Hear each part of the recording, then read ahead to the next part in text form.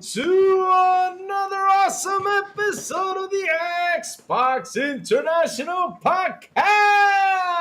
Man, we're on episode 107, and my God, let me get ready for this because I gotta make this sweet introduction. We have head of gaming and streaming games on Cancer, product manager officer at Club NSW, esports and brand manager at Ubisoft.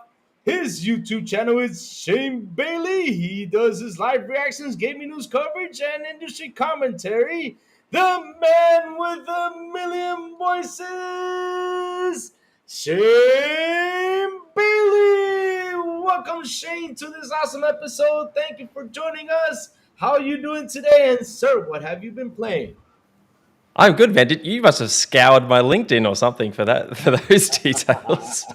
You've done your research. Ah, Thanks for having me, man. Like, this is a true pleasure to be on the show. I'm good friends with Cypher, who unfortunately can't be here today. Thoughts and prayers are with him and his family, but I'm pumped to be here.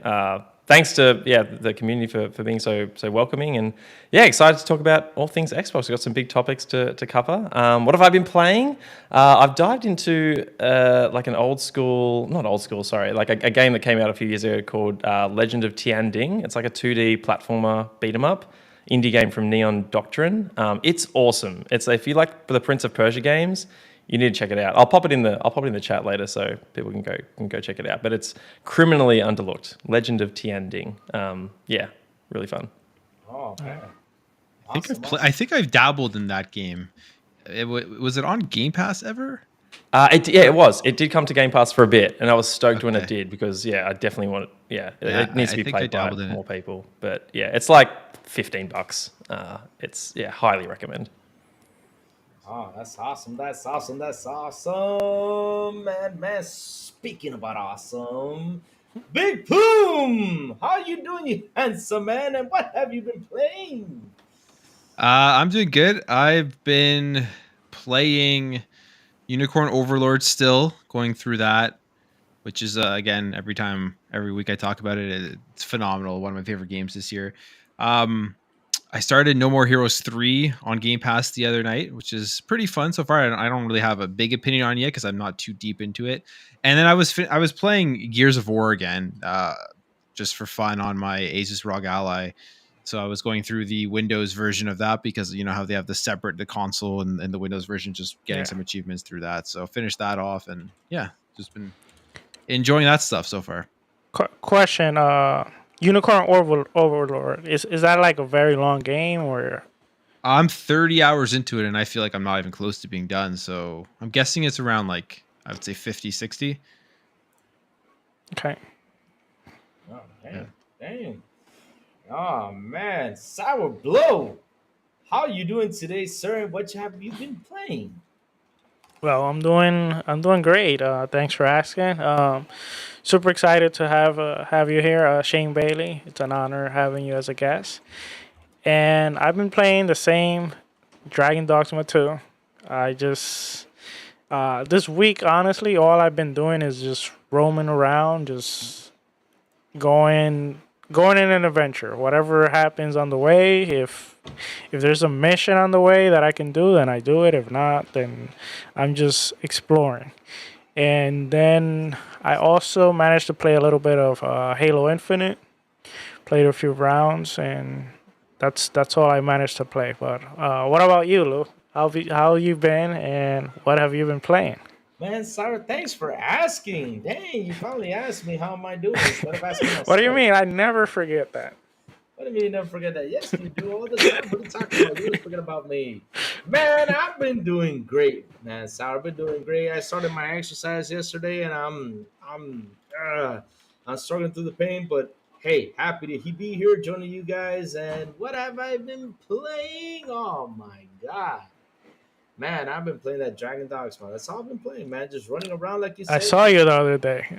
I saw you connected. I was like, oh, huh. You're trying to catch me. Trying to catch you? Man, what level are you, Sourblow? What level?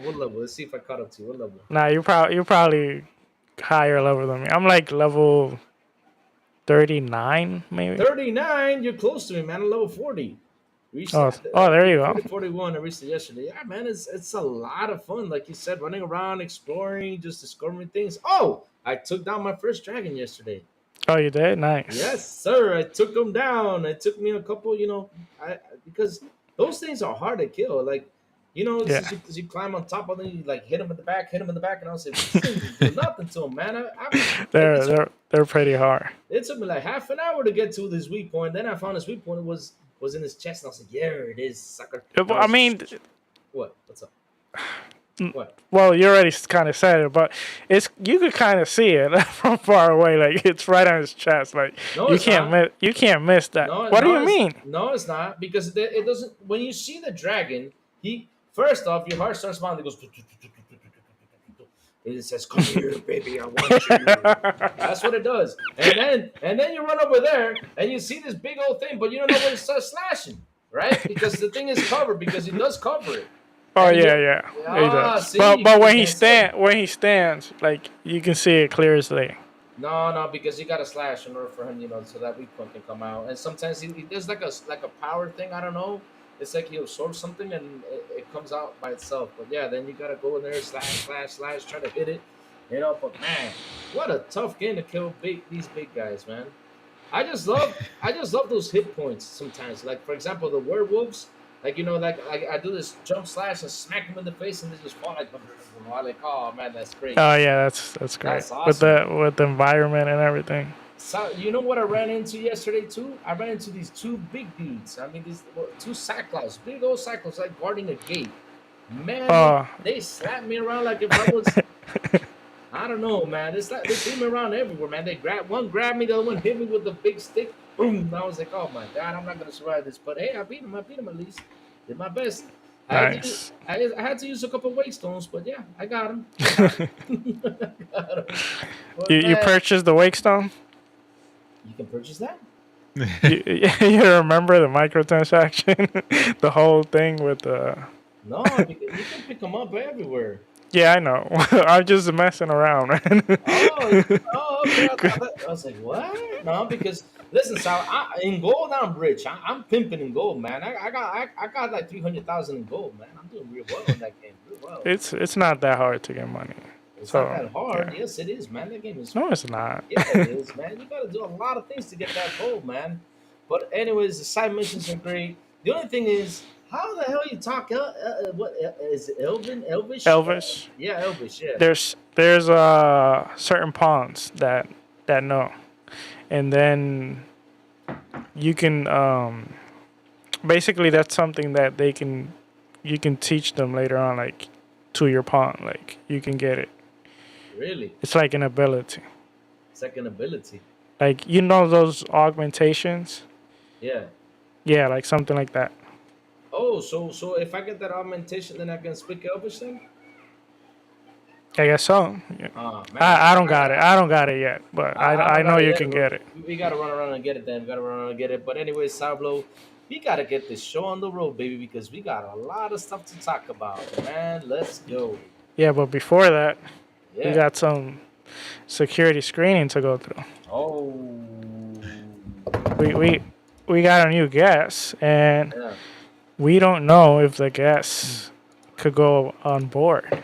So we got Am I being racially profiled right now? no. Always targeting the half Filipinos. All right. So for those of you that are new, we theme our podcast around a game in flight, and we have something called security screening when we have a guest. Before we start the flight, we got to make sure that the guest is a gamer. We can't let anyone in our gaming flight. So I have two questions. Both of them are hypothetical questions. The first one is what we call the time capsule question. And let's say Constellation has chosen you to pick 3 games that will go into space in a time capsule, in a means to introducing it to other life forms. To other life forms. What 3 games would you choose, and why would you choose those 3 games? Oh boy, that's a great question because I want to answer what I think is most sensible, right? Like, okay, cover a wide variety of games, but also I just want them to know my favorites. So it probably makes sense, like rationally. My first thought is like Tetris or like the first Super Mario Brothers. And I'm like, okay, what game sort of surmises the just multiplayer gaming as this, concept? And then I think, oh, maybe Fortnite, but like, no, screw Fortnite. Let's go Tetris.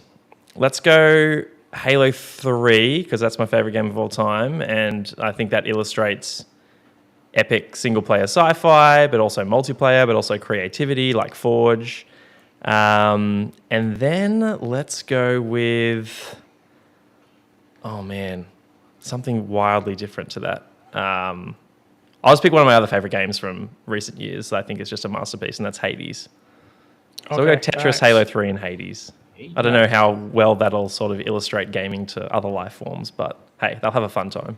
Oh, those are great choices. Can I ask you, have you seen the Tetris movie by any chance? Oh, no, I haven't.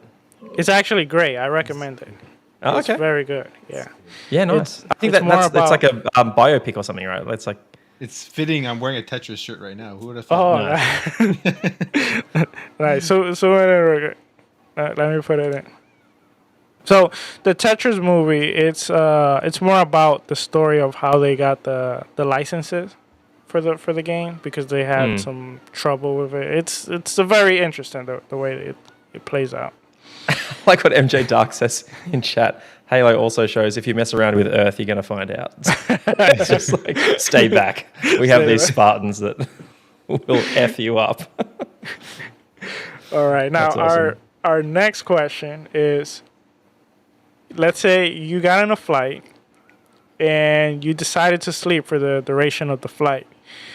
When you wake up, next to you is your gaming icon. Now, as an example, we use Phil Spencer, but it could be any gaming icon that you would love to speak to, but you only have 2 to 3 minutes to introduce yourself. Like, sorry. Okay, so just I talk to them. Like the chat was 2 to 3 minutes, but you can talk the whole flight. So it's like a pretty long flight, right? Well, you slept through the whole flight. And you wake up and he's right next to you, and you only got 2 to 3 minutes. Who would that person be, first of all, and what will you say to him? It would be me. No, not you, Crazy Lou. Definitely not. Yeah, this podcast guest appearance is actually a dream come true because I get to talk to Lou for 2 hours and not 2 minutes. Oh man, that's a great question. Phil Spencer is the one that jumps to mind. So for those of you who don't know, like before. In a past life, like I used to work for Ubisoft Australia. I was there for about 6 years and worked across a variety of different marketing disciplines like brand management, communications, esports, partnerships. So I've always had like a great admiration for business leaders in the gaming space. Phil Spencer is certainly one of them. I have. Oh, actually, stand by. Oh. I got to meet Phil. He came to one of our local game shows back in 2016, and he swung past the Ubisoft booth when I was working there, and he signed this Xbox One controller. Ooh, nice. So I got a signed controller from Phil. So I got to chat with him a bit. So let's just scratch Phil because I've already had my 2 minutes with him. I remember asking him, "Where's Crackdown 3 at?" I was like, "When's that one coming out?" Honestly, Peter Moore's the next that jumps to mind. I have such admiration for him and what he did for the Xbox brand in the 360 generation, I think. And then what he since went on to do at Liverpool FC. Just an incredible leader. But then I'm also thinking creative, like Ken Levine would probably be the one that jumps to mind. I think he's a master of environmental storytelling. I like Judas is probably my most anticipated game right now. No, let's go Peter Moore. I think he'd be just a hoot to talk to. It'd be so much fun. All right, and 2 to 3 minutes. What will you tell him? Oh, what would I tell him? I'd be gushing. I actually think I have Peter Moore as a friend on Facebook, and we've messaged a couple of times. So I would just tell him how he's been such a an icon and like an inspiration for myself as someone on the business side of video games, and just really respect his work ethic and his mindset. I think if anyone here might have listened to the interviews that he did with the Iron Lords team on their podcast, like you can tell he really, really cares, and that's I think really important in a leader as well. Like he really cares about the brand, the product, the team, has a clear vision, and that's something I aspire to do in any role that I have as well. So I'd just be gushing. I'd completely embarrass myself for sure. All right, wonderful. Well, you passed the security screening. You're able to come aboard. Oh, thanks, Al. Thanks. It's time to start the flight. So, I thought it was about Blue, doing gaming trivia or something. Like, what year was Phil Spencer born, and what's his middle name? I'd be like, shit. No. We just keep it. It's nice and simple. The only one that has been unable to pass the security screening is probably Crazy Lou. What? Yet somehow he gets to fly the plane. I get the fly plane, yeah. So Lou, you ready for the in-flight announcement? Oh man, And shout out the chat too. let me shout out the chat real quick. And before like I said, I can't do silence voice real perfect. And since he's our captain, dang, he's not here with us, man. Prayers to you, brother. Yeah. And hope all is well with you and the family, man. But either way, though, I just leave that to him. So all I have to say is, let's get ready to fly and let's get ready to rumble. Let's go. All right, let me do real quick the shout out. Let's go. We have NG Dark. What's up, Mr. Dark? How you doing? Oh, Dark asked if you asked for scale bond. I think you didn't. Talos, the man with the red. What's up, Talos? How you doing? Let's keep going down. This is legendary Yobi. What's up, Yobi? How you doing? The real Mark Smith. What's up, real Mark Smith? How you doing? Man, hope everything is awesome, man. Let's keep going down. This is Safo. What's up, Safo? How you doing, brother? Woo. Let's keep going. Host is here. Oh, John TJ, how you feeling, buddy? Hope you're feeling better, man. Miss our Discord chats lately. Oh, man, who else is here? I think I shouted out everybody. I think that's it. Sourblow. Oh, man. All right. Let's keep going. All right. Let's start. Ray G is here. What's up, Ray G? How you doing, Ray G, brother? Didn't see you there. Oh, wait. Sanchez Martinez Gaming. What's up, Sanchez Martinez? Man, I'm telling you, I'm gonna have to need. I need some glasses, man. My eyes are starting. Yep. But anyway, Sour, let's get this show on the road, baby. All right. Well, immediately I want to begin with the first topic. And I'm going to begin. This topic is going to be a little bit kind of like all over the place because I want to talk a little bit about different things. I want to use this as an. I want to use the advantage that we have here, that we have Shane Bailey. He has two expertise that he's going to see in a little bit. So the first thing is, I don't know if you guys saw Hellblade had like a kind of like a conference. It was called A Journey of Minds, and it was mainly focused. It was in Cambridge, neuroscience, and it was basically about how they tackle kind of like psychosis in the game, in Hellblade, and they talked a lot about the mental illness and all that, and different things, and how there was even a professor there, and he talked about how, like, when you say when you give a story or you tell a story, you kind of learn from that person, but when you're in the video game, you're actually kind of living the story. You're kind of like experience. So it's I thought that was pretty cool, and they talked a lot. And they got a lot of professionals to actually, actual professionals in mental illness, and people that actually have encounter experience to collaborate in this game. So they're going full on. That's I really applaud that. Now, um, the first thing I want to ask you is, Shane, because I know you work for Game on Cancer. Now, I know it's not for it's not something dedicated necessarily for mental illness, but it is to help people that have, you know, unfortunately have cancer with the disease, etc. And do have you experienced like any video games that kind of like tackle different things like this, kind of like Hellblade. It's doing like I don't know if you played the first one. Yeah, I adore the first one. I can't wait for number 2. I didn't catch the conference that you're just speaking of, but I remember seeing a lot of the behind the scenes from the first game, and I think what's clear is that Ninja Theory takes the theme that they're striving towards very, very seriously. And I like that. Like, not everything has to be Master Chief flying through space, shooting aliens, or saving the world.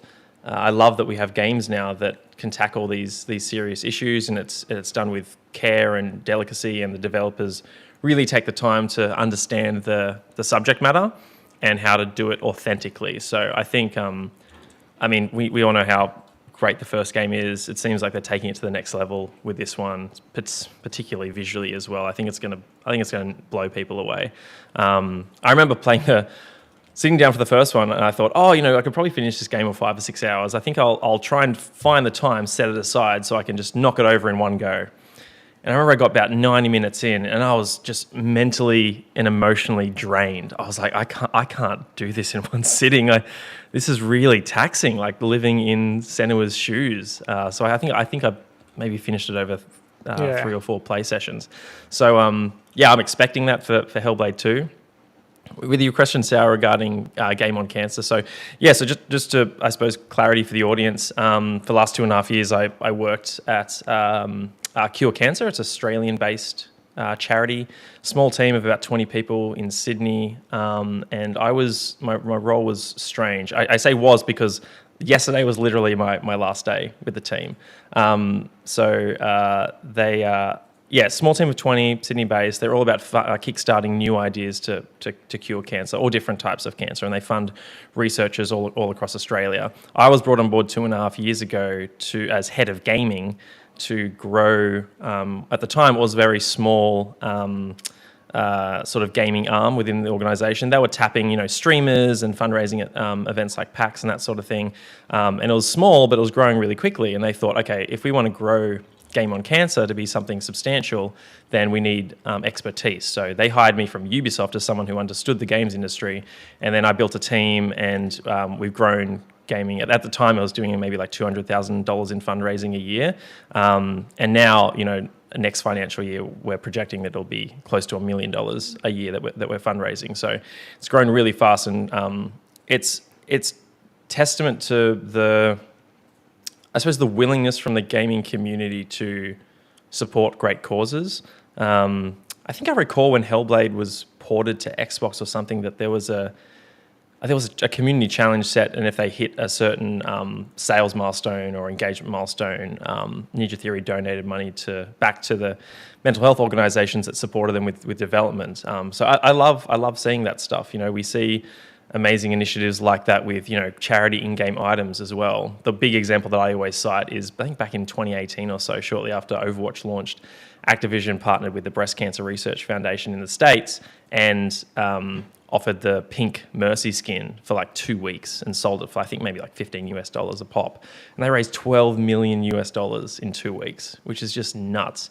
I love that games can mean more to us than just crazy entertainment.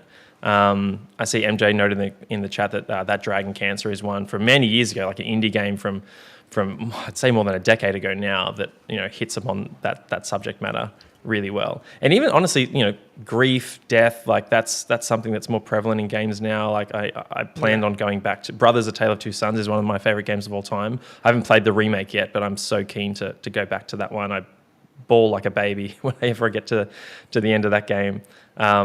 Yeah, so I just like that we see more games tackling this serious subject matter, because games can be more than just grinding a battle pass and shooting someone at the end of your sights, end of your reticle. It's great that that's there and that's super fun. But yeah, I'm hoping we see more stories with impact and tackle different themes than just saving the world all the time. Yeah, yeah. I remember I tackled into this game named Rhyme. I don't know if you played it, and it was very significant to me at the time. And what's funny is I managed to see like a interview with a developer, and it seems different people got different message out of the game, and it had different meanings. So for me, it was very special at the time. But yeah, it's nice to have games like that. Definitely. The Crazy and Plume. Do you guys want to pitch anything on regarding like the psychos, like the whole Hellblade presentation? Did you guys see it? What do you guys think about it? Cool. Blue, You let's go start with first. you. Cool, you Yeah, want to go first? Oh, Plume got silent. Oh, did Plume leave? Plume's he's muted. He's muted. Oh, I was muted. Sorry.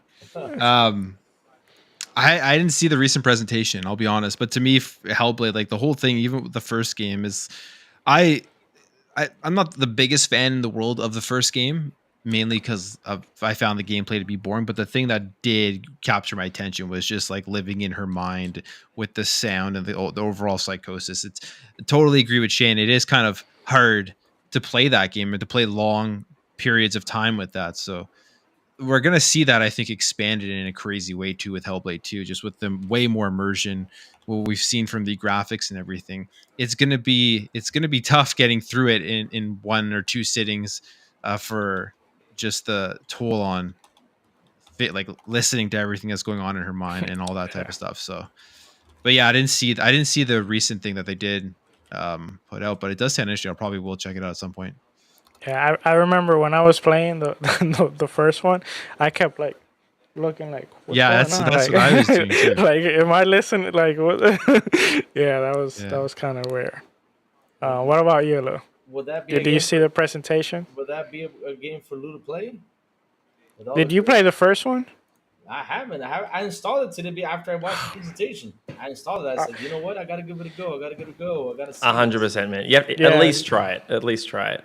Try it. I'm going through it. I'm not gonna try and play that game because listen, here's the thing about mental illness, guys, and it's crazy stuff. I mean, I sat there and I watched the whole presentation. I was really amazed. Like for example, the whole arch thing.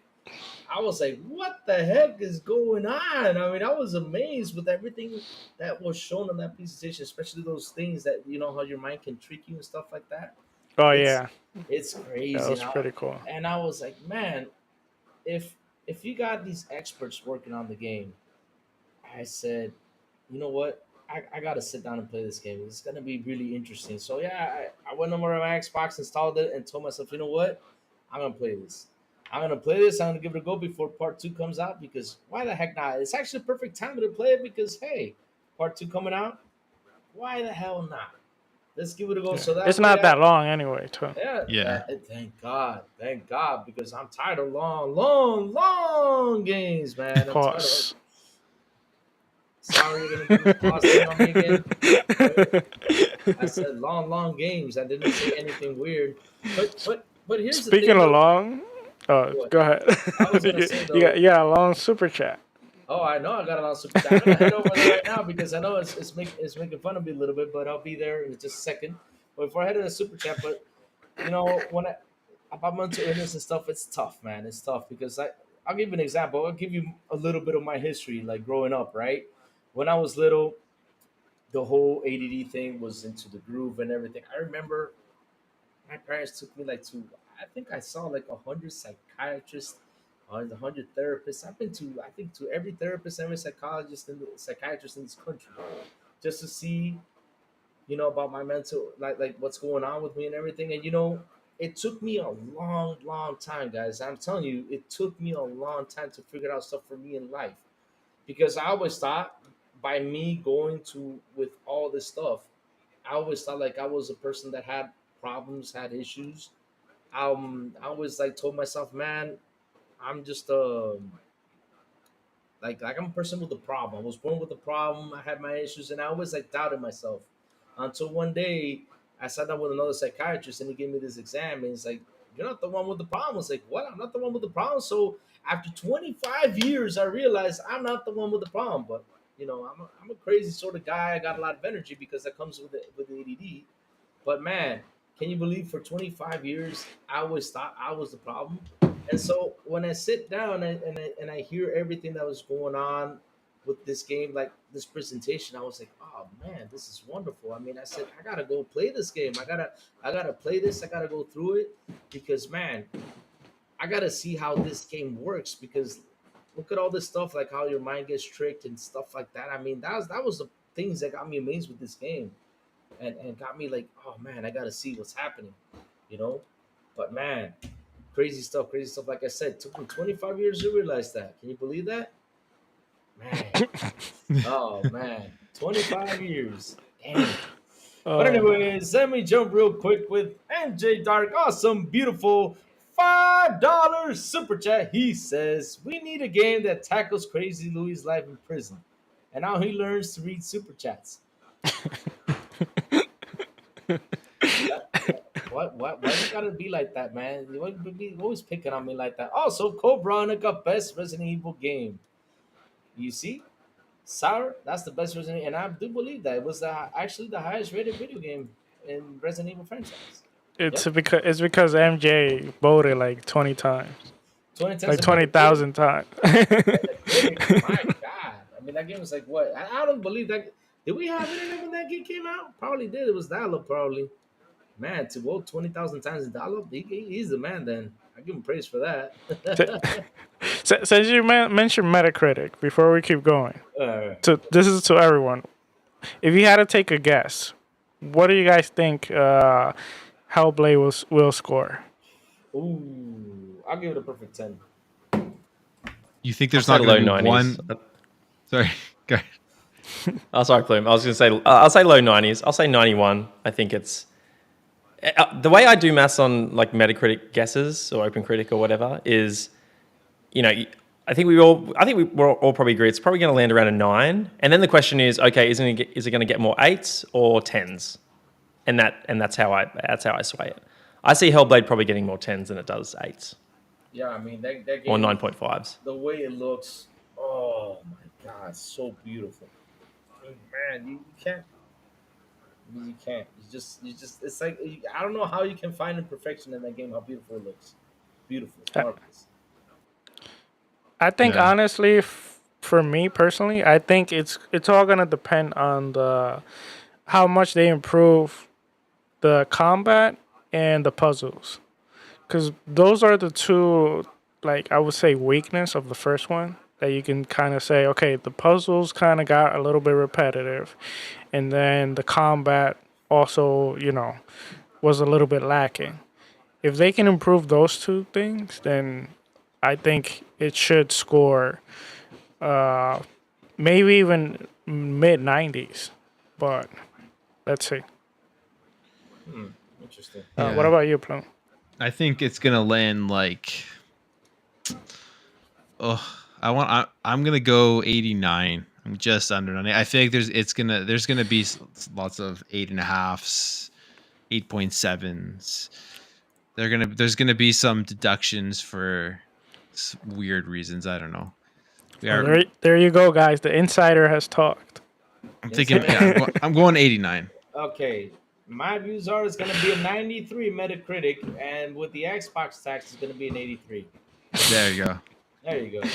I'm with All that. Well, right. the first one's like 81, at least on PlayStation 4 on Metacritic. So it's got a big climb to get to the 90s. Oh wow. I thought the first one was higher than that. Honestly. No. Okay. Dude. All We're gonna right, see well- deductions because of the length and because there's no physical version of it and some other things that don't actually have to do with the game.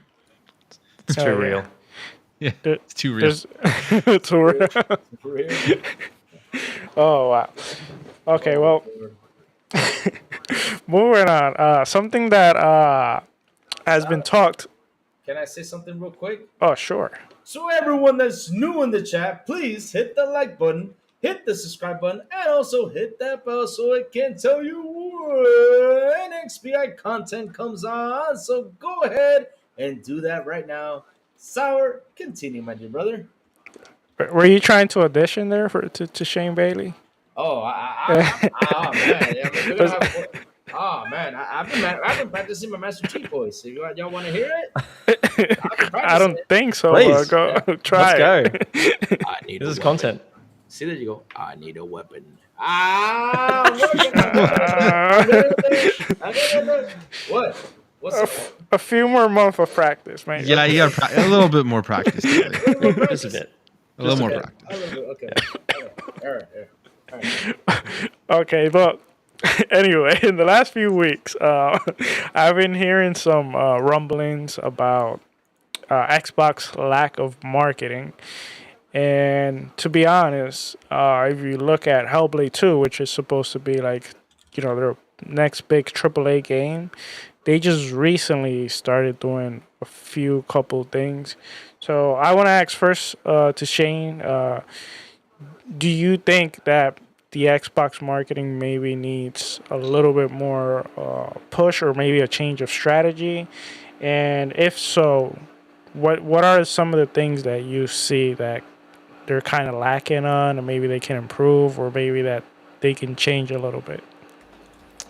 Yeah, it's a good question. I think Xbox marketing can definitely be better. I don't think that promoting a game multiple months out necessarily makes it. It all depends on the game, right? I did a lot of marketing campaigns in my time at Ubisoft, and it all depends on the title, right? And back then, pre-orders were a lot more important than they are nowadays. And for Xbox, they're really not that important because, like the push is Game Pass. So I totally understand their strategy to sort of hold all their marketing spend and their big promo push until around the time the game drops, because you just want people to sign up for Game Pass then and there. But I think in ways they can definitely improve. I don't think it's surprising that Hellblade 2 isn't getting a big marketing push when we're about maybe 6-7 weeks out from launch. You probably see it in the 2 weeks leading up to it. You did see a preview cycle. People got hands on, they got impressions. That's kind of reignited the hype, which is good. Like we're talking about it, people are talking about it. That's great. So people know it's coming next month. How mainstream that knowledge is or that awareness is another question, but I think you typically don't see the mainstream jump on unless it's like this thing that explodes because it's high quality and takes over the internet, and that's sort of the conversion that Microsoft will be after. They want Hellblade 2 to be a 90 plus Metacritic, everyone talking about it, 10 out of 10, potentially game of the year. It's amazing, you have to play it. And then mainstream will be like, oh damn, okay, I'll sign up for Game Pass and I'll check it out. So I think in this era of Game Pass that we live in now, it's just a different strategy for them. Whether it's the right one, I'm not sure, but I think they can still do better and do more to promote their games, and not just around showcase season, but instilling in everyone the idea, and particularly the mainstream, that Game Pass is a very reliable source of high quality games. Like I know that, you guys know that, the wider Xbox hardcore community knows that, but I don't think the mainstream knows that. Then again, the mainstream usually just care about Call of Duty, Fortnite, FC, that sort of thing. So, let's just say as a former marketer, I don't begrudge the Xbox team because it's hard. At the same time, you've got the best value in gaming in the Game Pass subscription, yet it's full of titles that mostly don't. When you talk about like indie day ones and some of their first parties like Hellblade 2 or Towerborn, like those aren't massive mainstream games. So it's a challenge. I don't have the answer for how they improve. I just know that it can be better. I was. Sorry. Before I go to you, I got one more question. It's definitely challenging, and something that I was thinking about it, also particular for this game, since it tackles mental illness. Do you think this could also be kind of a challenge in when you go into like marketing the game, because you also like you want to market the game, but you also want to be like respectful for the people that have mental illness. You don't want to just marketing. Is this also like do you, first of all, do you think that this is also a challenge? And then my other question would be, since you work, in games on with cancer, is if you needed to promote an event, is that something that you kind of take into account, like when you're promoting an event for your organization? Like, you know, we're we're targeting, an audience because we want to build, certain, we want to get funds for this foundation, but we also want to respect people that have cancer. Yeah, great questions. I think just to address Hellblade 2, it is definitely more challenging to market that game, but not because it tackles mental health. It's because it's a $50 shorter experience about a Celtic warrior in this weird, dark fantasy world. It's not a mainstream product, so you can't. I mean, you can put. I'm looking right now at like the Hellblade story just because I wanted to check the price again. It's that image of Senua with all those hands sort of wrapped around her face. You can put that on like a billboard or a bus shelter, or like in a two-way at GameStop or whatever, and promote it that way. But it's going to create more confusion and questions amongst the mainstream audience than it is answers. One thing that, as a quick side note, that I loved about my time at Ubisoft is I really appreciated their team's talent for creating what I still think, from a marketing perspective, is the best key art in the industry. When you look at a Ubisoft key art, like let's say Watch Dogs 2 or Assassin's Creed Odyssey or something like that, looking at the front cover of the game, it tells you everything you need to know about that game. So you can put, Watch Dogs 2, for instance, on a billboard, and it's got Marcus there. He's got his phone. He's got, his teammates around him, and they're all dressed, kind of as gangsters or whatever. There's San Francisco in the background, and they've got like tasers and weapons, and immediately, oh great, this awesome open world action game where you're playing as like rebels in San Francisco. That sounds fun. You look at Senua with her hands wrapped around her face. You're like, what on earth am I looking at? It's the same challenge that I reckon someone like Kojima has, but thankfully Kojima's box product has Norman Reedus on the front of the cover, so that helps. That helps a lot as well. I always felt for the Bethesda team because when they launch things like Dishonored, it's just like the Dishonored mask on like a black background, and I look at that as a marketer, I'm like, that tells the consumer nothing about this game. It's a cool name, like the title's cool, but is that a game? Is that a movie? I can't tell what that is. So I think there's something there around. Hellblade 2 is definitely a tough game to market, but it's not necessarily because it's tackling mental illness. And I don't think anyone looks at Hellblade 2 as a game that's exploiting mental illness to sell itself. It is very authentically trying to replicate the experience of psychosis in an interactive way, in the same way that one of my favorite movies from the past few years is The Father with Anthony Hopkins, and his character is someone, an elderly gentleman who's going through dementia, and that movie does a fantastic job of putting you in the shoes of someone experiencing dementia. That it's absolutely heartbreaking. I was bawling like a baby by the time I got to the end of that movie. But no one looks at that movie and says, "Oh my God, the father is exploiting dementia to sell itself and make people buy movie tickets or sell Blu-ray copies or whatever." It's just it's a creative art piece that the director and the writer and the producer, they're trying to deliver to us as an entertainment experience, and that's the exact same thing with Hellblade. So yeah, long-winded way to answer that original question, Sour. Hellblade's definitely challenging to market, but not because it's tackling mental illness. And when it comes to like my time at Game on Cancer, it is always tricky. I talked to a lot of, in my time there, talked to a lot of other charities around, like cancer as a topic in gaming. Like, is that do you have to like tread lightly and that sort of thing? They ask questions like, oh, do you allow your streamers and fundraisers to play like R18 mature games, with like gore and violence and that sort of thing? I'm like, the gaming audience is no different to anyone else. They are just normal people that care about curing cancer as well. So why would we tread lightly around the subject when we don't do it in any other forum, right? Like we have, I should have worn it today. We have a T-shirt that says "fuck cancer," and sorry if I'm not allowed to curse on the show. That'll be the last time I do it.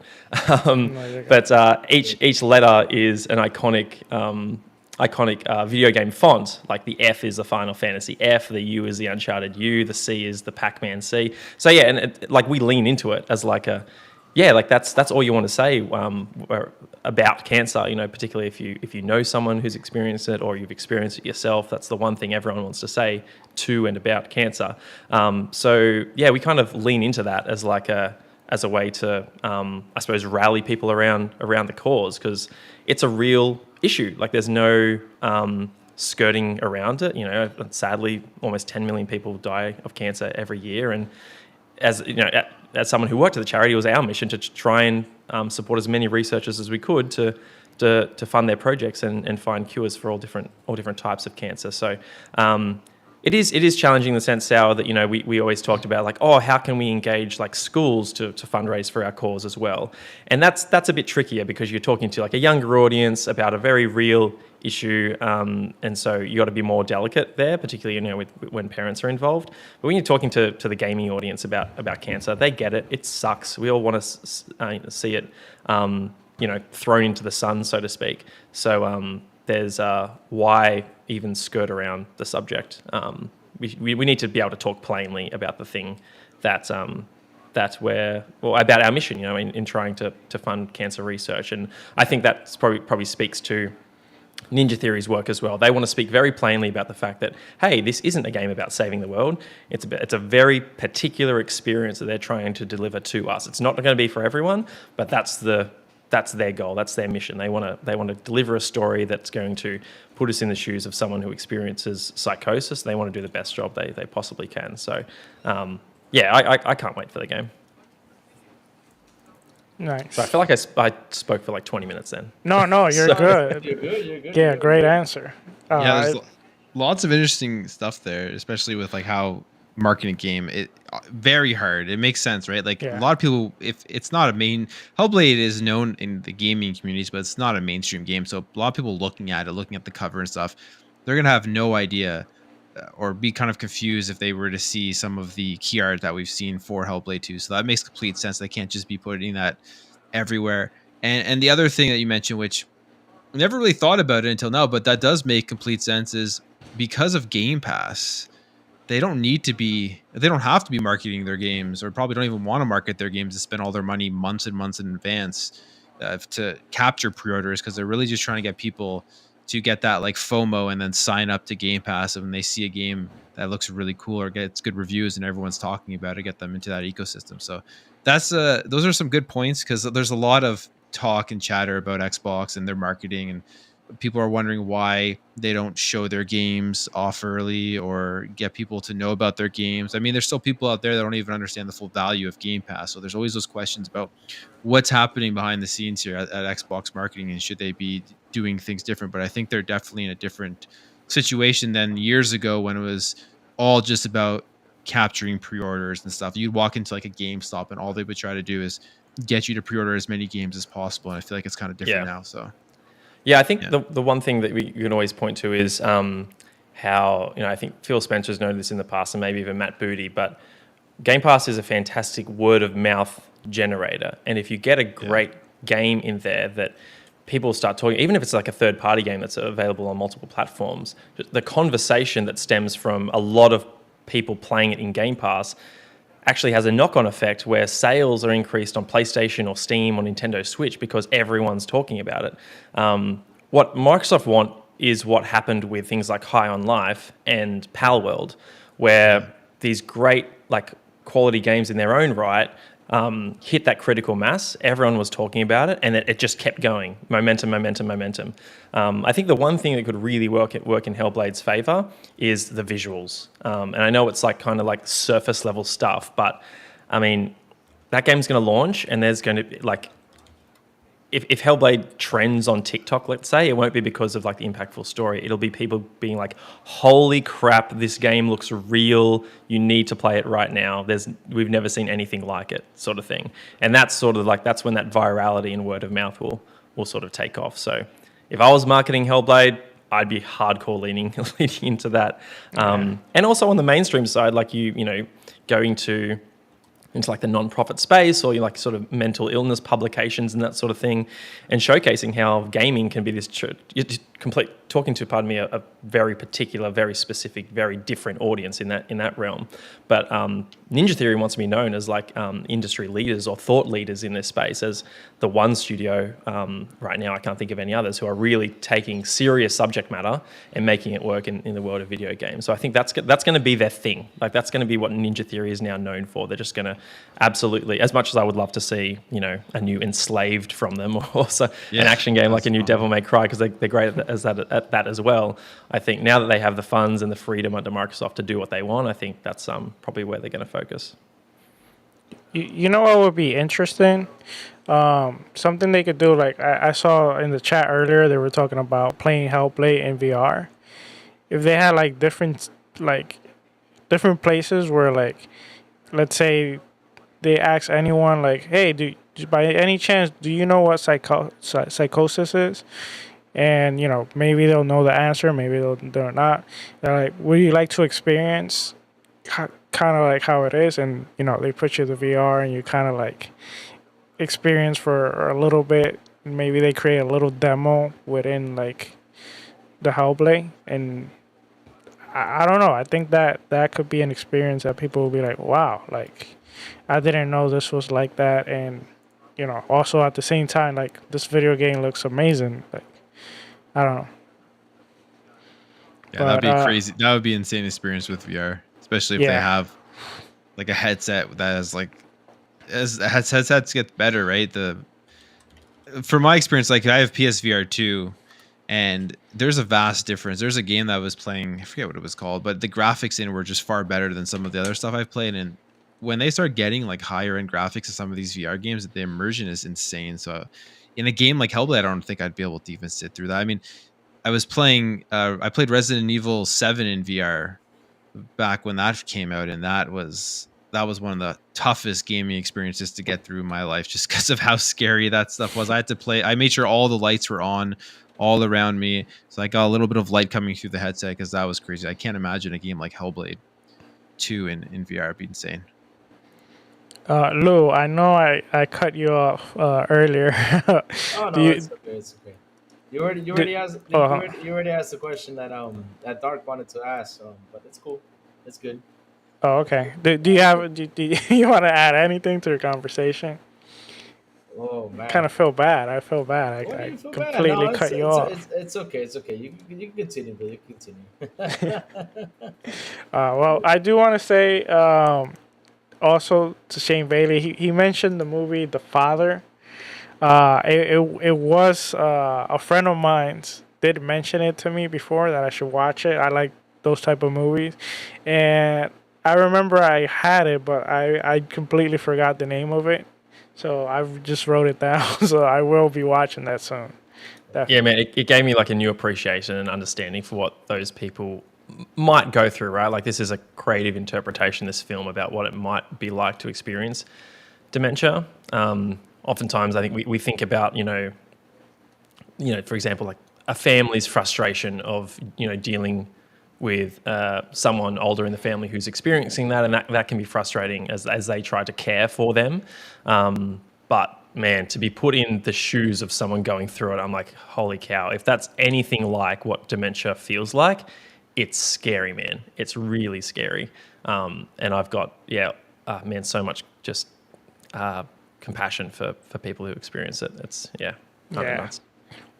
Have you seen Shutter Island? I have. Yeah, that's fantastic. I love that movie. Definitely. All right. Well, okay. Well, moving on. Our next topic. It's about game preservation. So Sarah Bond had announced that she has a dedicated team, a new dedicated team set for game preservation and forward compatibility. So her official statement says, "We have formed a new team dedicated to game preservation, important to all of us at Xbox and the industry itself. We are building on our strong history of delivering backwards compatibilities to our player, and we remain committed to bringing forward the amazing library of Xbox games for future generations of players to enjoy." So I'll start with you this time, Crazy. So Oh, what game preservation? How important do you think this is, and how big of a move you think this is for not only for Xbox but for the gaming industry as a whole? Because I feel like this move right here could affect other platforms, such as like PlayStation could look at this and be like, "Hey, we need to prepare ourselves too for not man. only for the future but also preserving our game." So, what do you think? Preserving our past.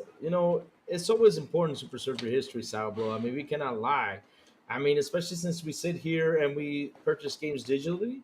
I mean, we want our games to be preserved, we want our games to last, we want our games to be good for us to play whenever we want to install it and enjoy it. So that move that Sarabon is doing is freaking amazing. Super happy she came out and talked about it because out there, like always, the streets are talking, like always they're asking the what if questions. What if this, what if that, what if this happens, what else is this, what else is that. And I'm happy she came out and mentioned that we're gonna keep on pursuing our games, which is good. It's fantastic because Sour, we go out here, we spend our money, especially on digital titles. I mean, why the heck not? Preserve them so we can sit down and enjoy them whenever we want, and that's freaking amazing. And Sony, since Uncle Jimbo, yeah, that's right. Uncle Jimbo said, "Oh, it's not important. Backwards compatibility is not important. You don't take, I'm sorry, dude. It is important because here's the thing, though. I saw a picture the other day. I saw a meme. I was laughing my butt off with that meme, and this is true. This is happening with a lot of people. I saw this guy say, "Yep, let me go buy a 4090. Let me go get this. Let me get," and then you see him build a supercomputer, and all of a sudden in the image you see him play Mario, like first Mario for Nintendo. I seen that. You saw that, right? That was hilarious. Like, oh man, that is so true. I mean, what are we doing here? I mean, why the heck not? Bring back the old games for us to have fun, us to enjoy. So yeah, I'm 100% with that decision she made, and happy that she's going forward with it.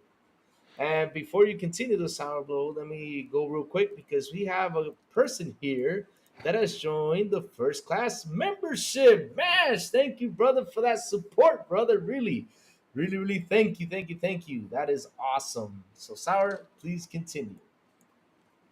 All right. Well, Plume is I think weren't we talking about a few weeks ago about what was it? Wow, I forgot. You But forgot. I forgot what game it was. But I think there was a game that all of a sudden like they stopped. It was a digital game only, and well, here I'll give you another example.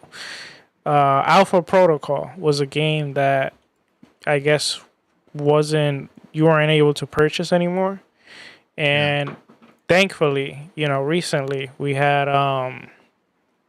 GOG put it back on store. Now I haven't played the game, so I immediately went in the store and was like, "Oh, I want to play this game. It's Obsidian. I love Obsidian, and I heard great things about this game." So, one of the things I've been talking to Elvio from XPI in Espanol is because he always says, "Oh, PC players, they just want emulation because they just want to like download the games and pirate them." And I'm like, no, not necessary. Emulations, that's not the necessary, like, that's not what it's done for. Emulation. Now people do pirate the games, but it's basically supposed to be for game preservation because you can actually get your own ROMs and save them and you can play them. So and it's because of things like this, because if they decide not to sell the game anymore and you don't have a copy of it, then how do you get the game? So it's nice that Xbox is doing that, but uh, what about you, Plume? Like, what do you think about all this? Well, I know I went around in circles. yeah, that's good. Yeah, like I think so. One of, for me, the biggest selling points of this generation of Xboxes was backwards compatibility, because I'm somebody who has like a physical collection of games all the way from like Super Nintendo up until now. But I have a lot of OG Xbox and 360 games, and I was so excited when they were bringing out that backwards compatibility program, knowing that with the Series X, I could pop in some of the discs that I have and just be able to play them. And they also bring over like the upgraded features with like the enhanced not, I guess, like the higher resolutions, the auto HDR, and the FPS boost and stuff for some of the games. So I love, like, one of the big things for me is being able to go back and be able to play all of these older games that I have in my back catalog, whether they're physical, whether they're digital. So I think it's a good thing. I mean, Xbox it's a great move by Sarah Bond, but it's also something they've been trying to do for a while, and then they kind of stopped it. They stopped the backwards compatibility program, and I guess it's because of licensing reasons, and probably didn't really see too much ROI in that whatsoever, because you would pay for all these licenses, you'd go out and try to get more games to work within the program to have just a handful of people play the game. So I kind of get that, but it's great that they're doing this, because to me it's just complete goodwill to the customer to be able to bring more games from your back catalog and be able to play them. But it's also like a double-edged sword, because we're in an era now where it's all digital, right? There was a stat I saw yesterday where the US spending in terms of physical games was like less than 5% of all games being bought. So there's the physical era is essentially dead right now. So and when you get into an all digital era, there's that issue of game preservation, which is why I'm a big proponent of backwards compatibility, and also just being able to have that option of having physical games, and at least having some games that are actually available on the disc. Because there's a website that lists them all. There are some that are out there that have a game fully on the disc. I think even just like Rise of the Ronin that just came out as a game that's fully on the disc. So there are new games that do come out, but we'll see what this whole new team does. I think it's a good thing. It's a step in the right direction for what I want my ecosystem that I pay money into in terms of features. I want them to preserve old games so that you can always go back out and play them. But we'll see how far it goes, because what we're seeing across the industry are stores being shut down. Like the 360 store just got shut down. Then you have Nintendo with them closing all of their older stores. And there are games that just get lost into the abyss that you'll never be able to play or never be able to buy again. And that's where, to me, when we're going into an all digital era, I'm a little bit concerned as to how much control and how much power these companies are going to be able to have over the games that you want to be able to play whenever you want to play them. And again, that's where emulation comes in, right? Where people can find other means in checking out games that they missed years ago. But yeah, I think it's good. I think it's good. But we'll see exactly what it is once we get more information as to what this team is going to be doing. That's a long-winded response for me to say I think it's good. No, you're good. Shane, do you have any idea what could this mean? Like, besides what they've been doing already, do you have any maybe do you want to put the speculation hat and speculate a little bit? Yeah, I honestly don't know, but I probably echo most of what Plume says, is that Xbox's dedication so far to backwards compatibility and respecting their heritage is important to me, and I think really impressive, particularly compared to their contemporaries. I will say with game preservation, I mean, giving this some thought around, whose responsibility is it to preserve games, this art form of ours, and I always come back to like I don't think there's. I think the responsibility most reasonably lies with the platform holders. I think it's their. I mean, at the end of the day, it's not really a sales or profit play on their side. But if they're not going to do it, then who would? So I love right now that I had my cousins and my brother over not long ago, and the fact that we could boot up Fusion Frenzy on an Xbox Series X and it's running in 1080p with auto HDR on like a glorious OLED, a game that we enjoyed when we were kids, on the original Xbox, huddled in our bedrooms, and we can still enjoy that, more than 20 years later. That's so cool, and I think it is Xbox's strength. I think if rumors of this Xbox handheld come to fruition, and they say, oh, by the way, the digital library that you have going back 4 or 5 generations is also compatible on this Xbox handheld. I mean, sign me up day one. Yeah. I'm in line for that thing so hard. Like, oh man, it's going to be so good. I really hope that actually happens. So in terms of speculation on what this means, I don't know, because I feel like they're doing a really good job. I think it's just a further commitment. And honestly, like many people would say, oh, I'll wait to, I'll wait to sort of see what happens. But I suppose there's no firmer commitment from a corporation than putting bodies behind an initiative like this, because bodies means salaries, and if they're spending money on it, then they're taking it seriously. So, good point. I have faith that this team will deliver something meaningful going forward. I think that's good for everyone. Right. You mentioned the Xbox handheld. Since you mentioned it, let me ask you this: besides back compatibility, like what else would you like to see on the Xbox handheld if it's true? Honestly, just the Xbox console experience we have right now, the exact same dashboard, the exact same Game Pass, being able to play those games offline, as in not require a constant internet connection. On a beautiful LED screen. Please do not make it LCD. I'll riot. I think I've seen people argue for lower powered Series S type power on the cheaper end, obviously to push a bit more mass market and target more the Switch demographic.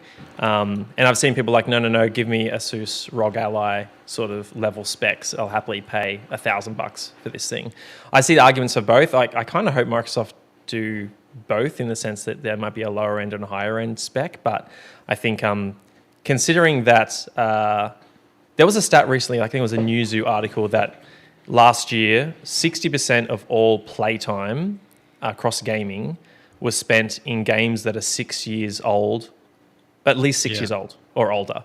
So that tells me that the mainstream market, the majority of the gaming audience, they don't care about power. They care about what's fun. And what's fun right now is these live service games that don't look that great, honestly. Fortnite looks nice, like it's got a particular art style, but it's not pushing the boundaries, right? It's not a Hellblade, it's not a God of War or whatever.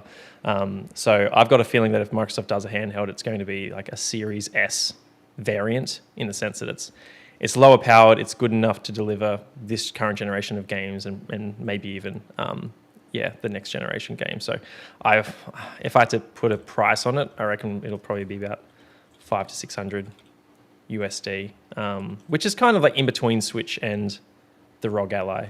So it might even be cheaper. I'd have to give it some more thought, but I don't care what it is. I'll buy it.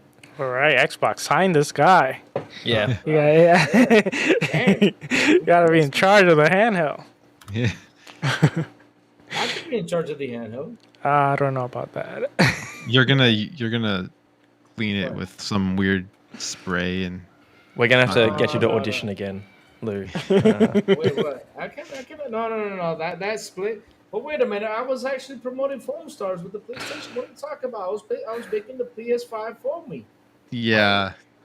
And it actually cleaned it. My PS5 shines right now because of that Foam Stars thing.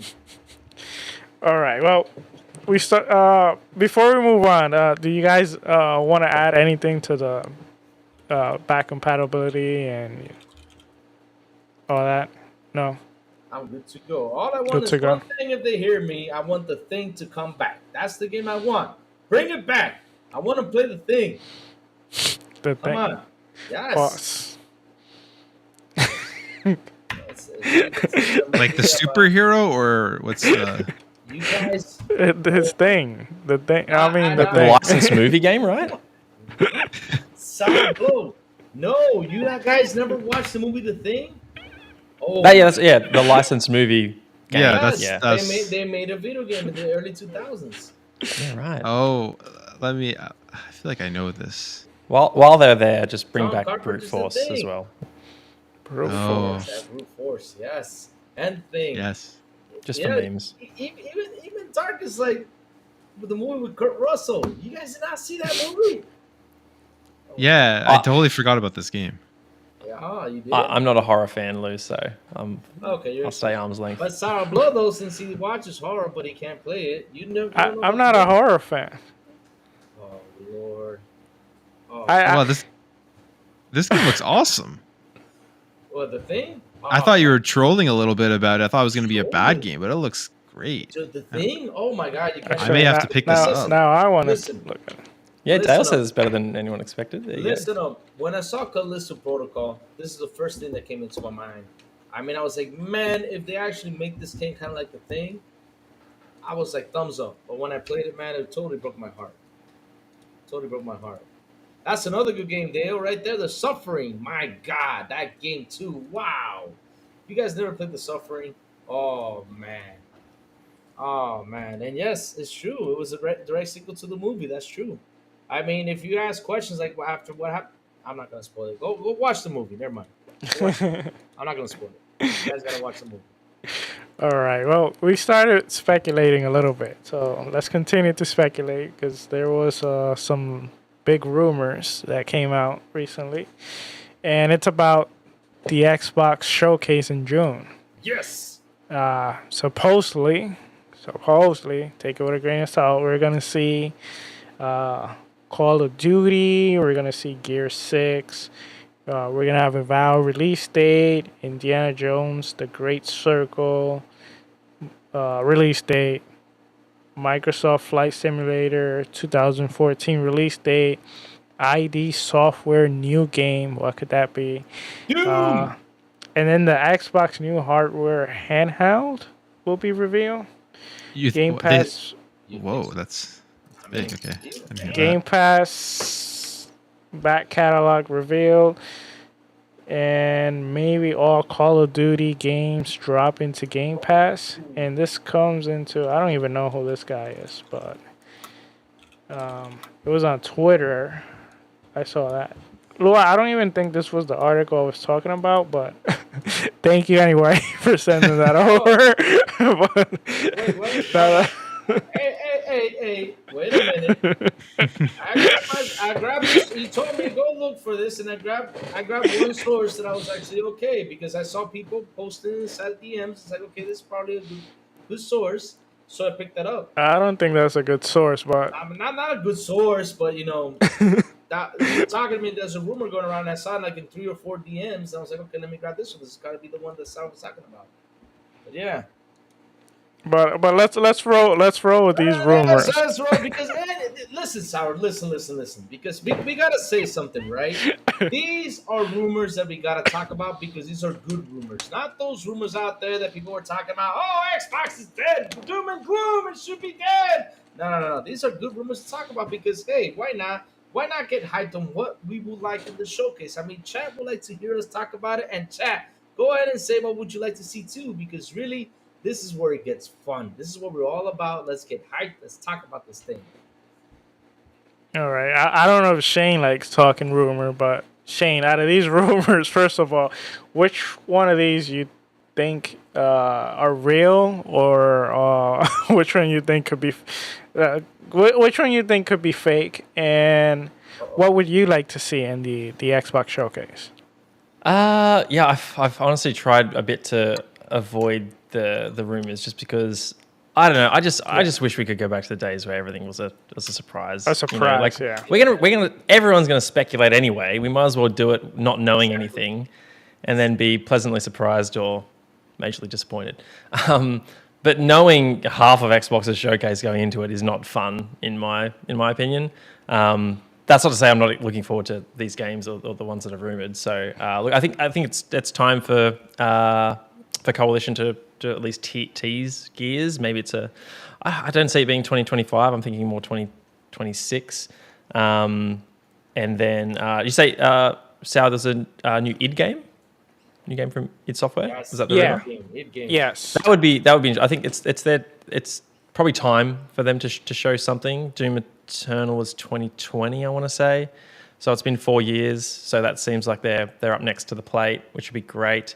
I'm most keen to see the already announced games that we haven't seen in so long. Like I am a huge State of Decay fan. I love that series. Okay. And I can't wait to see what 3 delivers. So I hope that rocks up.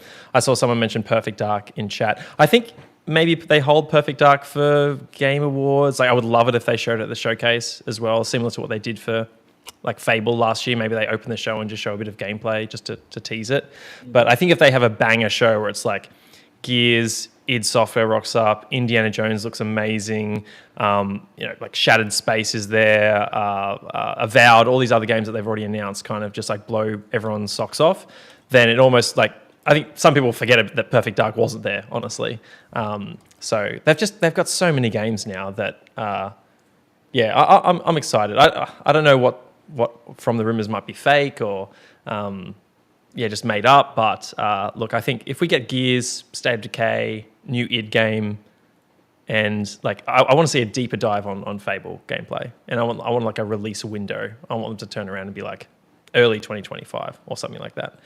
That would be great. Oh, South of Midnight, that game looks so cool. Oh man, I want to see more of that. Oh, and Clockwork Revolution. I just see too many games. Too many games. Yeah.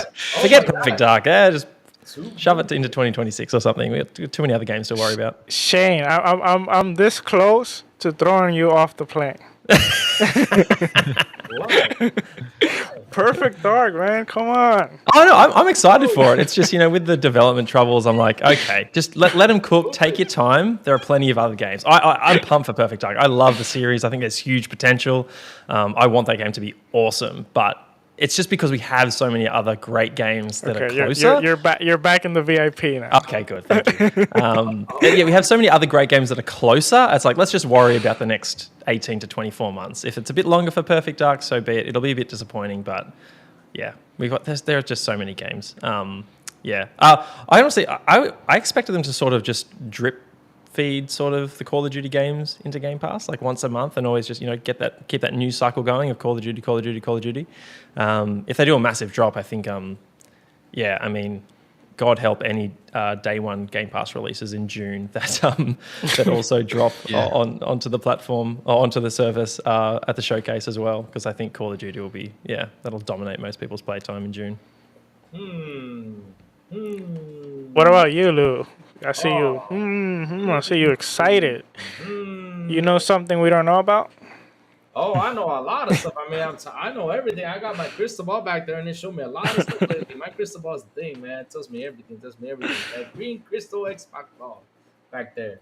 But hey, man. Hey, if id Software's going to show something, man, please be Doom. Please be Doom. My God.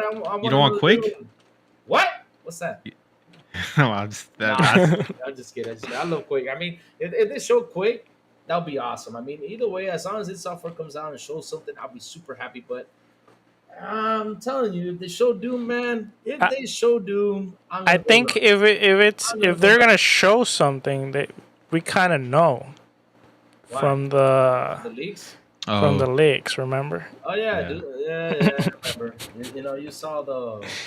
We saw the leaks that they had Doom 0, but man, I don't care. I just want Doom, man. I just want Doom. I think at the end of the day, when we see it, we're just gonna be mind blown. Oh man.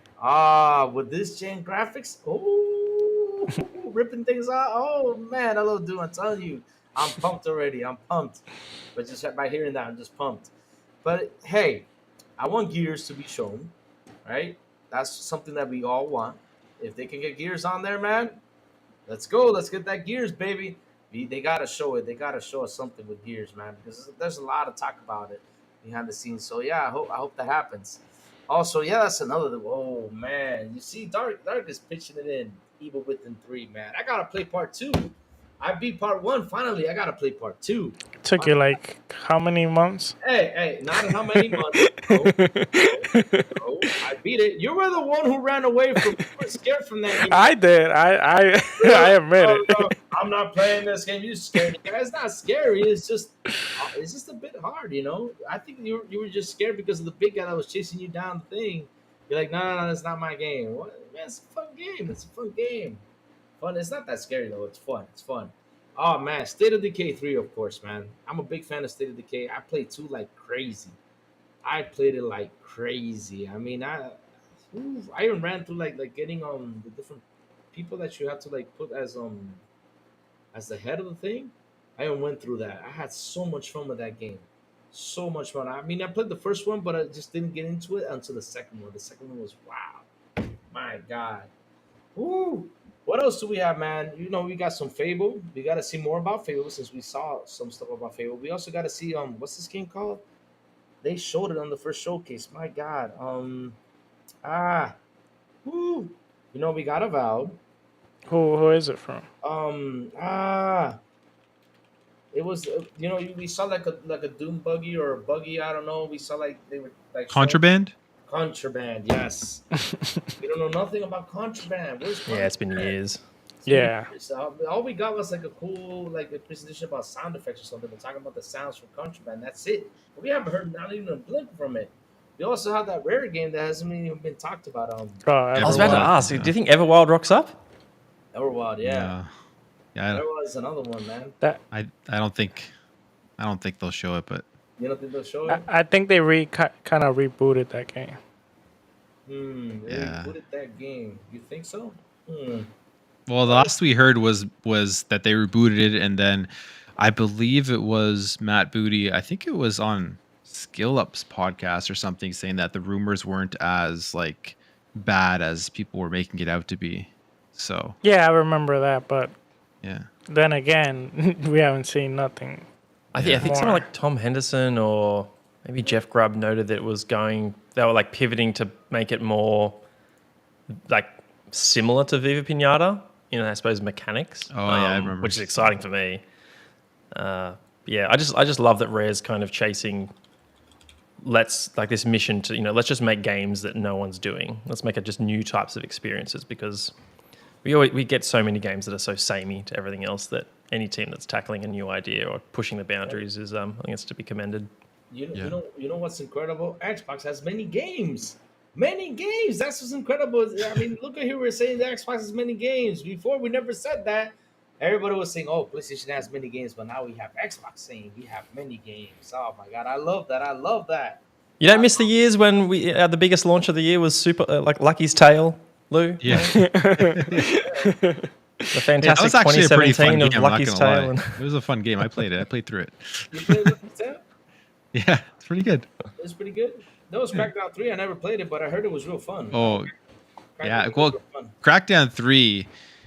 That's probably my favorite 3 out of 10 game, because I got a bunch of 3 out of 10s reviewed that I've played. It was very fun. I think like obviously the biggest thing with that game was it didn't live up to the hype that they were trying to show off with all of the cloud technology and the destruction stuff, especially with the multiplayer stuff. But the single player was fun. It was just more great fun Crackdown. So I don't think it was nearly as bad as some of the reviews made that game out to be. Now, on the hardware side of things, right? Because that was another game, right? I would like to see, a little bit, at least show us something, because they gotta tell us something about Halo. Anything about Halo? We gotta know something about the Halo campaign spinoff. I don't know anything about Halo. We need something from Halo. It's been a while, right, guys? I don't know if you agree with me with that. Yeah, I would love that. I would love that, Lou. But no, there were recent hirings, right, that sort of indicated that maybe they're onto the next thing. So I've got a feeling it's going to be a while.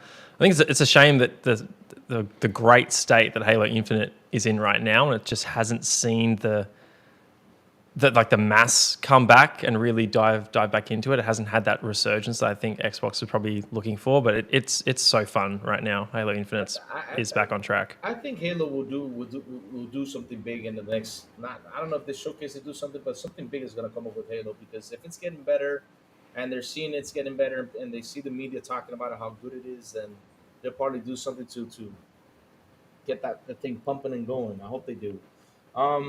Now on the hardware side of things, hardware. I think they should like tease a little bit of the hardware and talk a little bit about what's going to happen next generation to get us to start talking, to get us podcasters and the community to start talking about what is going to come up, what's going to bring it, and what are we going to see because we're seeing a lot of investing lately from Microsoft. I mean, we're seeing them jumping into China, we see them jumping into Japan. We also see them investing on the $15 billion Intel chips. So we're seeing them moving a lot of stuff behind, not even behind the scenes because we know about it, but something big is gonna come up. And for them like to talk a little bit about it and tease about it, it will be awesome if they do it on the showcase. And for purchasing, everybody's like, oh, they're gonna purchase Square.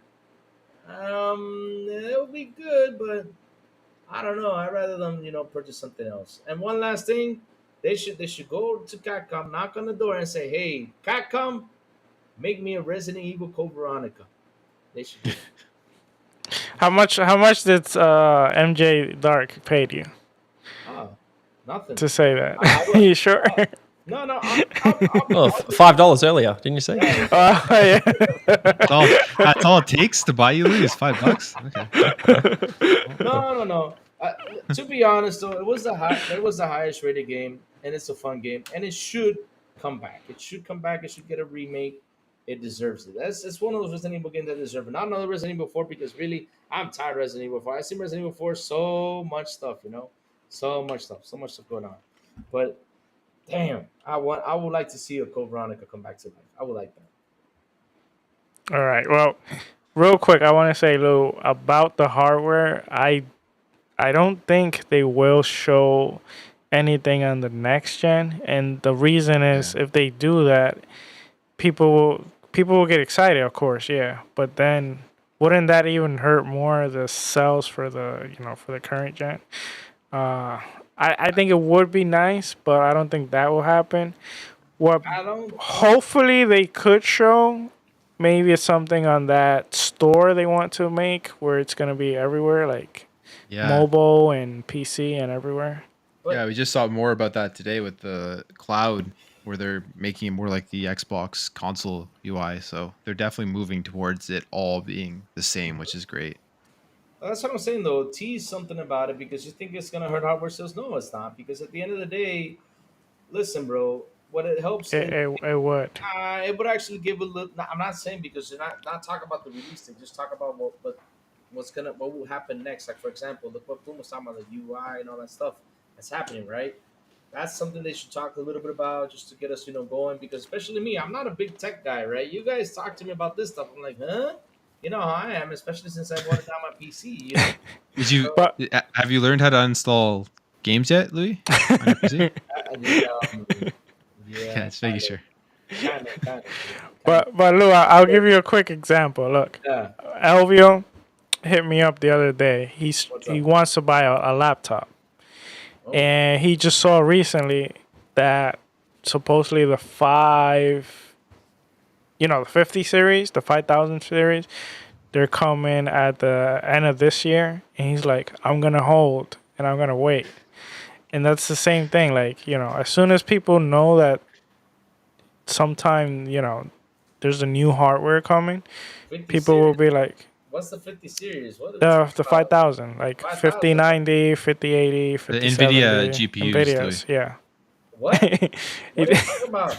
Let's move past. Yeah, let's just keep going. Oh, you're talking about those big bricks you install in there?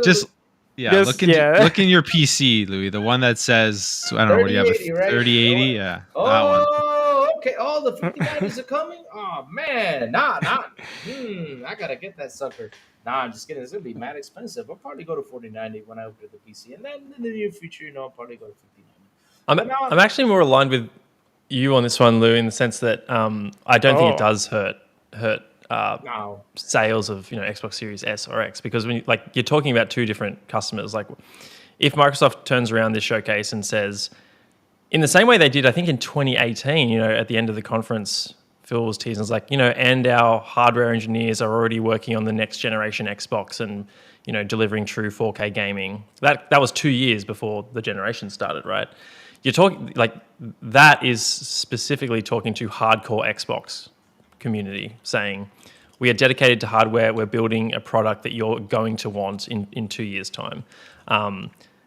If you're a customer who's considering buying an Xbox Series X in 2024 or 2025, you're not the person who cares about the next best thing. You're buying a 4-year-old console. So if they heard in a couple of years' time you can buy the next thing and it's going to cost you $600, I'm not interested in that. I'm interested in the $300 Xbox Series S. So I think they can tease it. They'll get the hardcore fan base excited. I don't think it's going to hurt current gen sales too Get much. us talking about that huge technological leap that's gonna come. I mean, just give us a little tease, because at the end of the day, Sour says it might hurt it, but Sour, it also might boost it, because people will see this like, oh man, let me go build my library over here, because if this thing is gonna be like this, let me start building from now. And also, right, Xboxes aren't selling anyway, so you can't go lower than 0 sales. So True. What do you really think, Shane, that it will be released 2026, the new hardware? I mean, in the position that they're in, I think it behooves them to pull out the 360 playbook again and beat Sony to the punch. Microsoft, they've clearly indicated that that's not the main fight, but for them to have a successful gaming business, they still need a strong foundation in console gaming, and I think they get that by going first with a killer lineup and beating Sony to the punch. I would love it if they turned around and they said, next Xbox 2026, it's launching with Gears 6, Forza Horizon 6, and then in 2027, here's Halo, whatever. I think that's like this, 1, 2, 3 punch. And they'll have, and here's Blade and, Kojima's game, and it'll be like a nice refresh button. I don't think they'll ever surpass PlayStation hardware sales again. I just don't think that's going to happen. I think PlayStation's too embedded and ingrained, and their brand and their loyal fan base is probably too strong at this point. But I think Microsoft can still carve out a very successful console business, and I think the way they do that is by beating Sony to the punch. Yeah, by a year. Do you think that's gonna be the gaming business though, moving forward? Next few generations, because as we see now, everyone's moving into putting their games everywhere. Yeah, I think console, local hardware, will still be there'll always be a market for that. I think if there ever is a point where playing on the cloud is nigh indistinguishable between that and local hardware, there is still going to be a market for someone who doesn't want to use up their internet bandwidth and rely on a solid connection to get the best experience. And I think we are that market, right? We want the best gaming experience on our OLEDs, whatever. And we are that hardware, that console audience. But what's been highlighted, a lot recently is that it's a market that's not growing. Console sales peaked in 2008, I think, and then it's never surpassed annual sales higher than that. So. And Sony's got its own problems as well. They might be winning the console war, so to speak, but they're fighting over a market in which they have a 5% profit margin, or 6 or 8% profit margin, or something like that. So it's a very difficult business to make high profit in console, and you see them expanding now to PC. Microsoft is probably about 10 years ahead of PlayStation in the sense that they've had day one PC releases for 8 years now, and PlayStation isn't even at that point yet, and which is why Xbox is looking like, okay, if we're going to grow even more, and the one thing that I always go back to is Amy Hood, Microsoft CFO, in the FTC court case. she said that, Xbox is currently like a 10 or 11% profit margin sort of business within Microsoft. They want to get it to 30 or 40% profit margin. That's all they care about. So if putting more games on other platforms is how they're going to do that, that's what they're going to do, because they're looking at Sony. They're like, why are we fighting over a market that's only 6 to 8% profit margin? Like it makes no sense for us. I think the industry is slowly realizing that. It might not be something that we like to hear, but look, that's capitalism for you. That's they're always going to chase a higher profit margin. So yeah. And then my last question is, like, we saw Microsoft recently like put the 4 games into the PlayStation ecosystem and Nintendo. Do you think that hurts them more, or do you think that helps them continue to open more avenues? How do you see that move? I think optically it hurts them, but it's how much does that really matter in the grand scheme of things? That's not to discount it. Optics hurt Xbox permanently with the launch of the Xbox One and digital rights ownership and that sort of thing. That narrative went so far that there were many mainstream customers who at the time still believed that you couldn't play pre-owned games on Xbox One because they were told from a friend of another friend who heard that the Xbox couldn't play pre-owned games. So optics and sentiment can go a long way to damaging your brand. So they need to be careful of that, which I think is why they're just testing it at the moment. But when you see Sea of Thieves be the highest pre-order game on PlayStation ahead of things like Dragon's Dogma, it's like, wow, they might actually be onto something here. And like to our earlier point, they've got so many big exclusives coming out that does it really matter that Sea of Thieves, a 6-year-old game, is going to another platform where it can get new players and make the game even a bigger success for Rare, which in turn just feeds their next project to be hopefully even more successful again. Like, yeah, I think we just need to be more open-minded about the fact that we're in a constantly changing industry, and that's why I've loved working in it. When I started at Ubisoft back in 2015, advertising on Twitch wasn't a thing. All publishers cared about was how many views you could get for your game on YouTube. That's still important, but like now Twitch and TikTok, it's always changing. So yeah, I would say to all the hardcore fans and enthusiasts in the space, keep an open mind. We're getting amazing games and we're getting them more frequently, and we're able to play them in more places than we ever have before. So I think everyone benefits from where we currently are, except maybe the developers. Because sorry to say, end on a sour note there. Because here's the thing that sometimes people don't understand what Phil's doing, for example, right? By putting the games over there, for example, right now on PlayStation, they're buying it for $50, right? They're sitting there, they're enjoying the game. They're seeing now what Xbox is up to. I mean, they're seeing now, they're enjoying the game. They're like, wow, this is a great game. Now, let me see what else is out there from Xbox. What other games do they have? And what do you think they're going to do? They're either going to get a PC, subscribe to Game Pass, or either get a console, subscribe to Game Pass, and try these other games. You'll be like, man, I pay 50 over here, but over there I pay 15, and I get all these games? Let me go run over there and try this out. This is the things you got to see, This is the things you got to see. You got to open your mind to that, because at the end of the day, it's a marketing strategy. And like you said, right? Like you said, it's going to make them money. Why the heck not? Get us the money so we can keep building these great games, especially now, since how big is Xbox right now? Those guys are huge. Aren't they like the third biggest publisher right now in video games? The third, right? Hey, second now, right? Second or third, I don't know. Yeah. But it's huge. Yeah. So imagine yourself sending those games over there and making that money to make great games for us that we're here on the brand. My God, I'm super happy. Why the heck not? I want them to continue to make me all these games. I want them to continue. I want them to be alive. It's not like how everybody was saying, oh, no, it's doom and gloom. They're done and over. No, it's not. No, they're not. Because here's the thing, though. When you're a fan about something, and especially because, hey, all these years we've been told, we've been, thrown at our face that, PlayStation has the best exclusives. PlayStation has all this stuff, right? When you see that, you're like, okay, I want Xbox to do the same thing. But all of a sudden, in these past 4 years, because I keep telling people about this, right?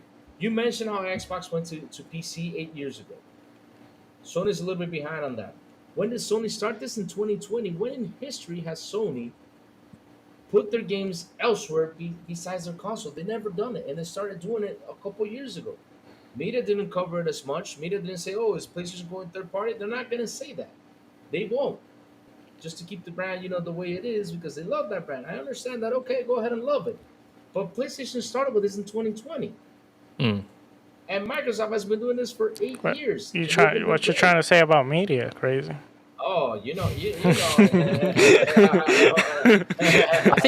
I think, yeah. Sorry, this is going to be a bit of a side tangent, but I think yeah. one of the biggest mistakes I think PlayStation made, and never gets talked about, is them shuttering, or I think spinning off. I can't remember what happened there, but Sony Online Entertainment, the developers of DCU Online, they had an internal studio working on a very successful MMO that was on PS3 and PC at the time, and I think they spun it off from memory. I don't think they shuttered it, but they had internal expertise on how to run a very successful live service game. Oh, wow. And whoever it was at the time, it might have been Jack Tredden or Sean Layden, whoever, who knows who made that decision, but they decided, no, we're going to double down on single player, and look at where that's put them. It's put them in a position where they've painted themselves into a corner where they have a first party fan base that all they care about is these very, very expensive games to make. And that's like Sony's core challenge right now, is creating new fans.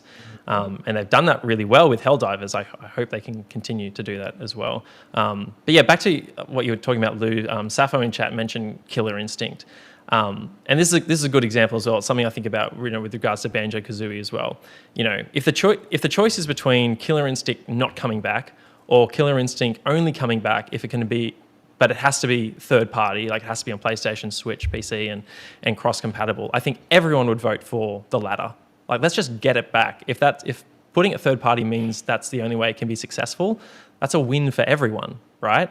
And the same thing with like a Banjo remake. Like, I've been screaming for that for years. If that's something that has to, if they say, to make this successful and to make our money back, we need to put it on Switch day one to hit the Nintendo hardcore, then do it. Like, I just want the game to exist. Yeah, so I think, like I said earlier, it's an ever-changing industry. We just need to be open-minded about that. Exactly, because things are changing and people actually don't. I mean, I understand the whole console war thing. We've been seeing this for like a long time. A lot of people are mad. A lot of people are like, "Oh man, why is Xbox doing this? They're really affecting the fans." Listen, what is actually dying out there is the console war thing. That's what's actually dying out there. Because at the end of the day, this is what people don't see. And I'm gonna tell you. My position, right? I'm a business owner. I know how things work. If I go out there right now and talk to Microsoft and say, "Hey, Microsoft, put Sea of Thieves on my console. I'll set to the scope, bring it." What do you think on my side of things am I seeing? So all of a sudden I see, like you mentioned, Sea of Thieves was normal pre-order, was a big pre-order game on my console. Sales are doing great. What do you think I'm gonna do as Sony? I'm president of Sony. What do you think I'm gonna do? I'm be like, wait a minute. These guys have sold what, 3, 4, 5 million copies over here with Sea of Thieves. What am I doing over here, man? Let me send my game over there, because if these guys can make this, I could probably make that with God of War. I could probably make that with this game. Why the heck not? That's what I would do. That's what I would do, because I see those numbers grow. I want my numbers to grow too. Why don't I send my game over there and make my numbers grow too? And get people talking about this game that came out of my studio that I funded years ago, right? That's what I want, because I want to get more player interaction. I want to get more people talking about it. I want to get more people to come buy my game. That's what I want as a company, because at the end of the day, hardware is getting pricey. So partly because, right? Let's go back. Let's go back to PlayStation 4. They probably made a lot more with the PlayStation 4, but with the PS5, with the hardware, I don't know they're making that much of big money, because listen, the PS5 came out. They had a big old cooling system in it. Remember that, Sour? The big old cooling system. How much have they reduced it? Heat sink. The heat sink. How much have they changed it? I mean, it's like 4 or 5 different PS5 models, right? Right before they started the Slim, I think. I don't even know, because I lost count. They changed that console like 3 or 4 times. Why? Because they're looking to make a little bit more money on the console, which is okay. It's good, because you depend on that. But look, as Xbox changed the way the console, the way since day one from the console. I don't know. I mean, I have not seen nothing like that. I haven't seen it or heard about it. Probably it is, but listen, if they did it, they probably did it once. But how many times have we seen PS5 change the way their internals on the console? Plenty of times, right? So, where do they make most of the money on the software? So why the heck not let me set my software out there to see if I make the money I need to make? Because, like you said, games are expensive. 300 bill, 400 million to just make one dang game. Damn. I mean, what am I All gonna right, do? Lou. I gotta send it out. What's up? Sorry. I'm gonna bring the plane back because you took it way to like Oh, you sorry about took that. like another country. Oh, You're over there in Alaska. I'm in Alaska. Oh, I'm good. I'm good. Sorry about that. Yeah, sorry So about that. I did, just, did I I just, ask everyone no, what they wanted to see in the game show? you didn't ask Plume. Oh, they didn't ask Plume. Well, I mean, I don't have too much. I don't have. Am I muted? No, I'm not. Okay, I thought I was muted. I don't have too much more to add other than I want to say everything you guys saw. But for me, the big thing I'm looking forward to is just Gears. I want to see Gears based off of everything we're hearing.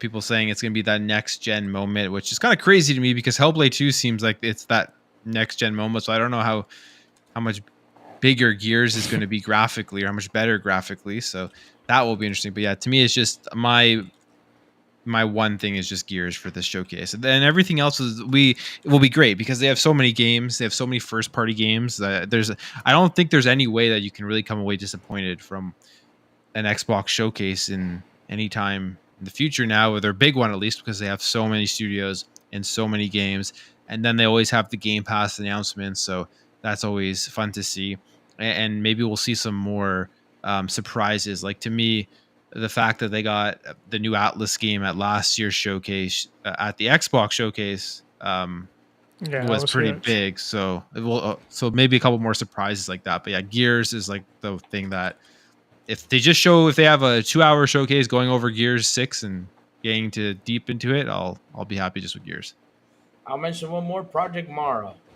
That's the last one I gotta mention. That's Gonzalo. Oh, yeah. They'll probably take a little time on that, but Yeah. personally for me, one of the games that I'm most anticipated is actually Perfect Dark. But I do agree with Shane. If it's not coming out soon, it's better if they show it maybe at the Game Awards or maybe the following year, because like it makes no sense to show it now if it's still years away. So it's gonna depend on that.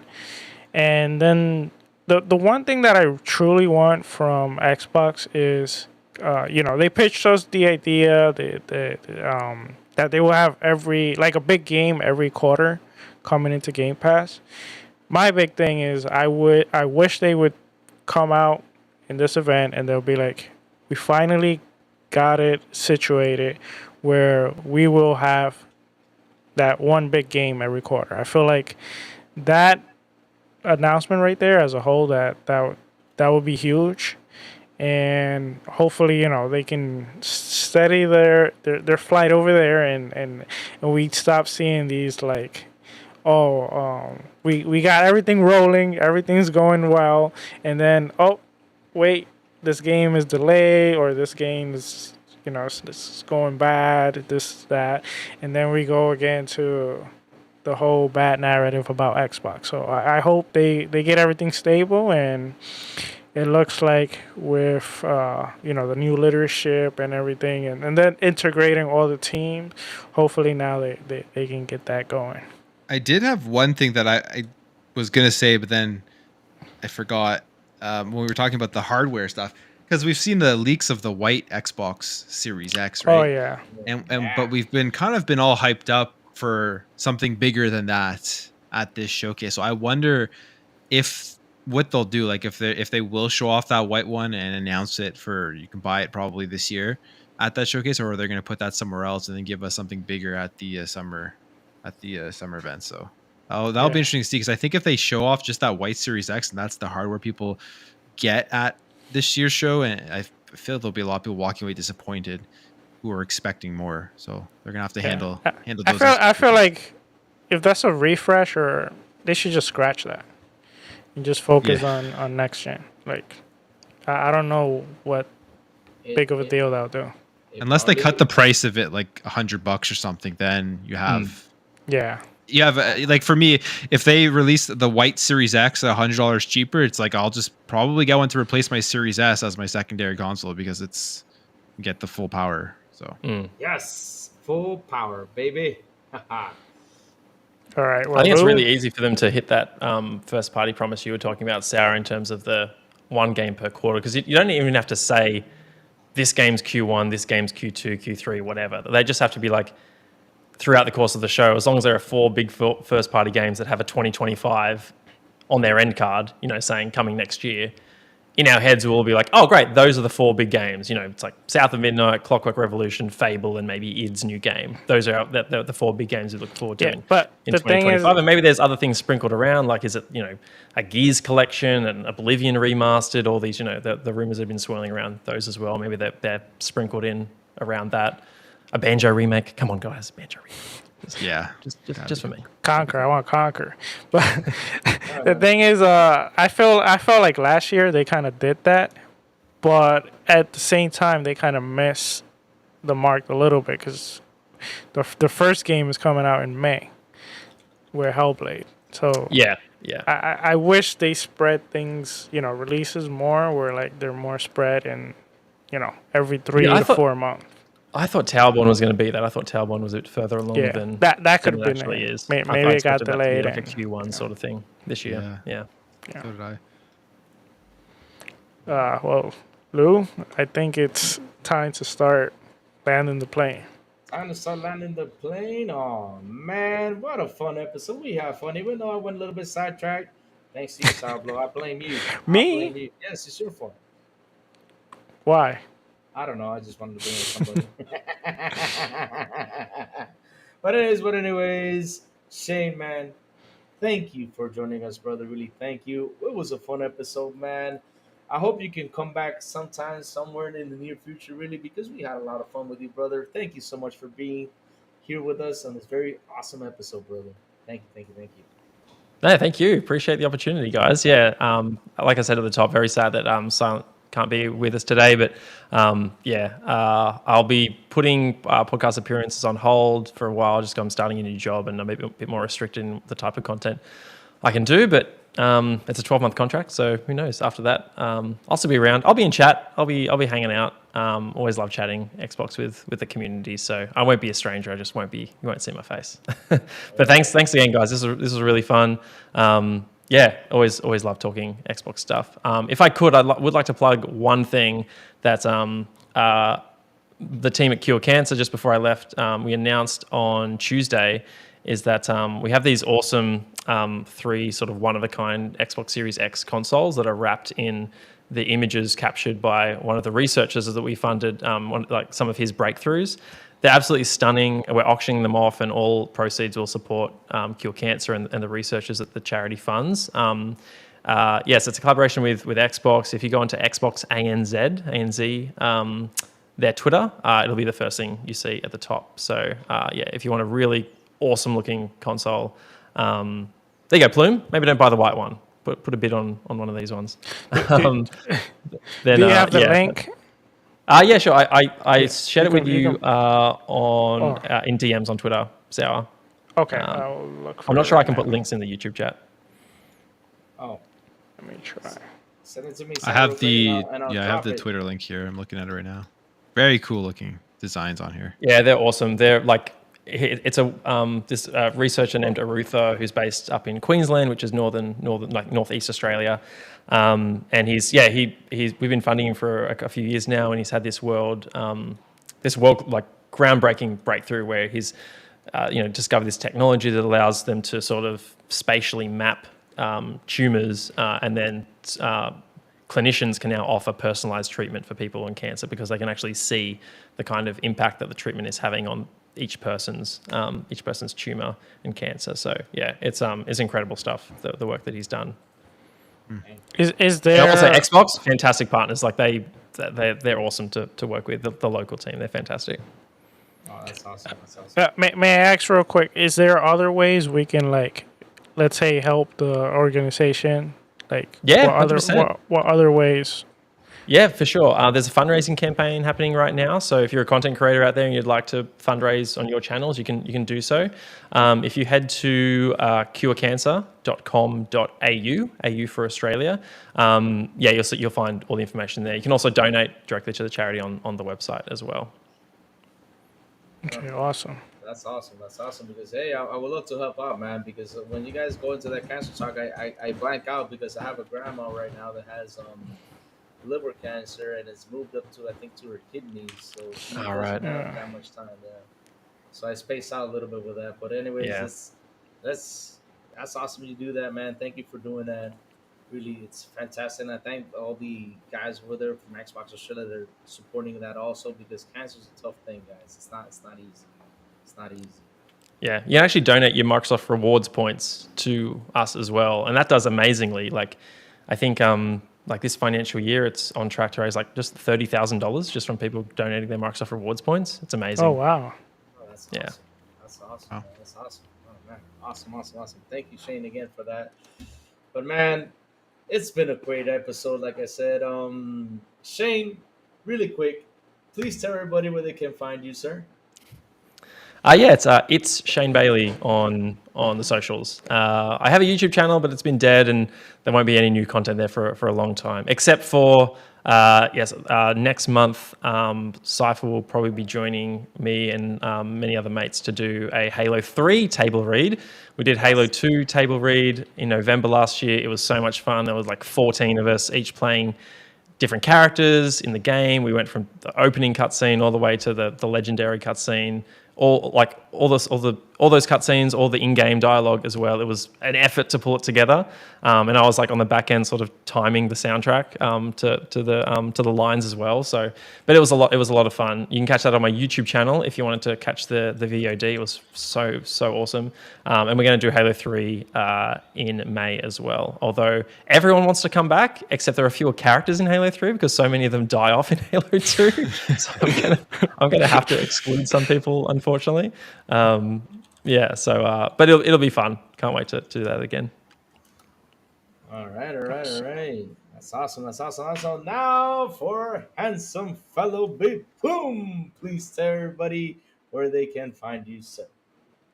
Yeah, first of all, Shane, awesome episode. Lots of good points. Maybe think about a lot of things with some of your comments. So that's always a nice thing coming out of these shows with a guest. So I appreciate you coming on. But you can find me at Plume Gaming on YouTube and on X. Those are the two places where you'll find me with my daily gaming news videos. Big one coming out tomorrow. So for all your long drives to work out there, you'll like this one. But yeah. Ooh, big one. Yes.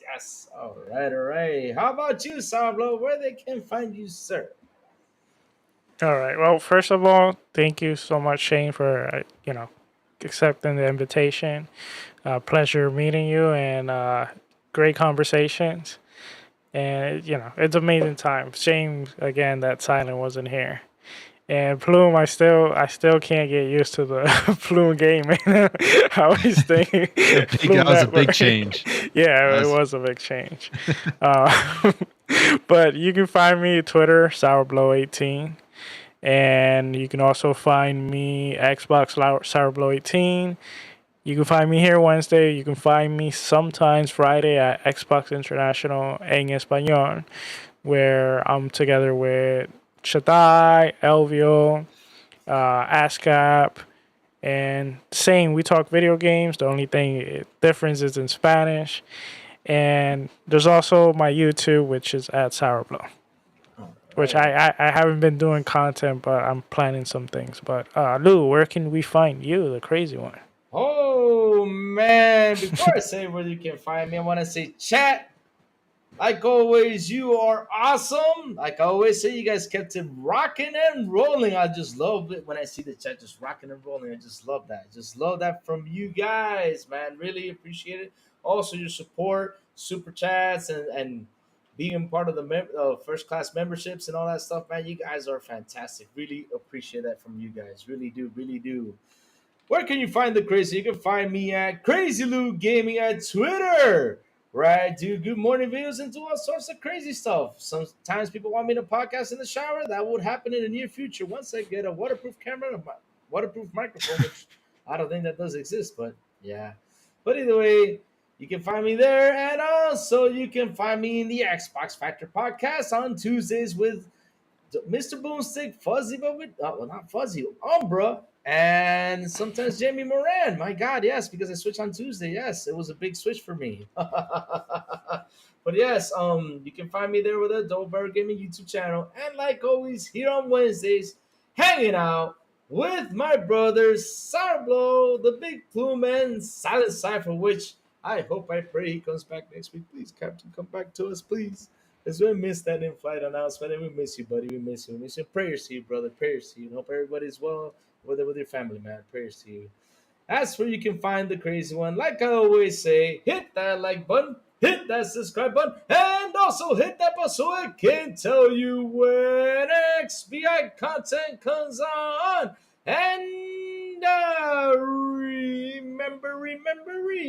remember, let's go, let's rock, and I need a weapon. Yes!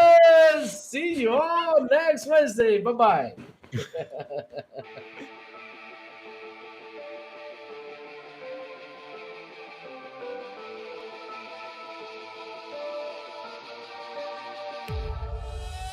Ladies and gentlemen, we've arrived at our destination. For your safety and comfort, please remain seated with your seatbelt fastened until the captain turns off this live stream. On behalf of Xbox International, I'd like to thank you for joining us on this trip, and we're looking forward to seeing you aboard next Wednesday at 7 p.m. Eastern Standard Time.